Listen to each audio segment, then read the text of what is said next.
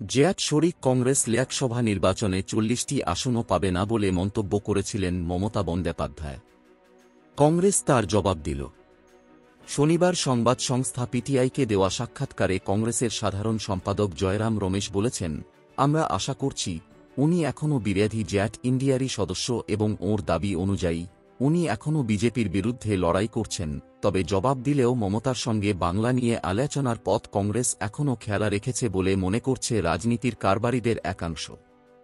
তাদের ধারণা, সম্ভবত সেজন্যই মমতার আক্রমণের জবাব দিলেও জেনে বুঝেই অতিরিক্ত সুর চড়ায়নি কংগ্রেস।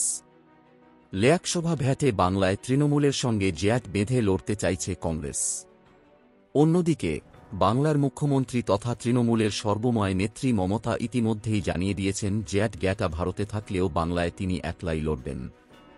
শুক্রবারও রেড র্যাডের কেন্দ্রবিরোধী ধর্নামঞ্চ থেকে কংগ্রেসকে কটাক্ষ করেছিলেন মমতা। লোকসভা নির্বাচনে প্রাপ্য আসনের ভিত্তিতে কংগ্রেস আদৌ দেশের দ্বিতীয় বৃহত্তম দল হবে কিনা তা নিয়ে প্রশ্ন তুলে মমতা বলেছিলেন, কংগ্রেস সারা দেশে ৪০টি আসন পাবে কিনা জানি না। একই সঙ্গে কংগ্রেসকে বিজেপির চ্যালেঞ্জ সামলানোর বার্তাও দেন তিনি। মমতা বলেন, আগে নিজের জায়গা দেখাও, পারলে বারাণসীতে গিয়ে বিজেপিকে হারাও।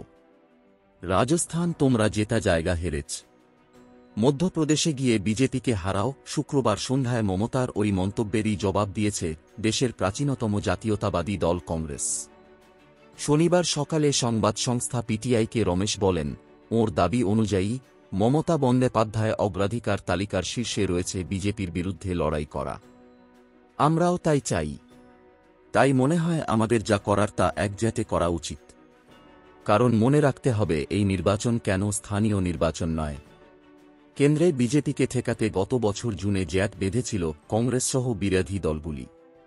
তবে লোকসভা ভোটের মুখে সেই জেআটের বাঁধন ক্রমেই আলগা হচ্ছে বলে মত রাজনীতির বিশেষজ্ঞদের। সম্প্রতি বিরোধী জেআট ইন্ডিয়া ছেড়ে বেরিয়েছেন জেডিইউ প্রধান নীতীশ কুমার।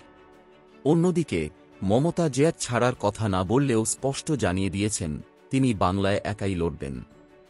বিরোধী জেআট ইন্ডিয়ার কেন শরিক কংগ্রেস কিংবা সিপিএমকে একটিও আসন ছাড়বেন না। সম্প্রতি মুর্শিদাবাদের সভা থেকে মমতা এও বলেছিলেন যে তিনি কংগ্রেসকে বাংলায় 2টি আসন দিতে চেয়েছিলেন। মালদহে ওই 2টি আসনে কংগ্রেসকে জিততে সাহায্য করবেন বলেও কথা দিয়েছিলেন, কিন্তু কংগ্রেস তাতে রাজি হয়নি। মমতা বলেছিলেন ওদের আরও সিট চাই, কিন্তু তা হবে না। বাংলায় তৃণমূল একা লড়বে, একটি আসনও কাউকে ছাড়বে না। কংগ্রেস একা লড়ুক 4-2টি আসনে।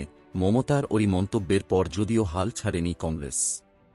শুক্রবার ধর্না মঞ্চে মমতার 40 আসন কটাক্ষের কয়েক ঘণ্টা আগেই রাহুল নিজের এক্স হ্যান্ডেলে একটি ভিডিও পোস্ট করেছিলেন।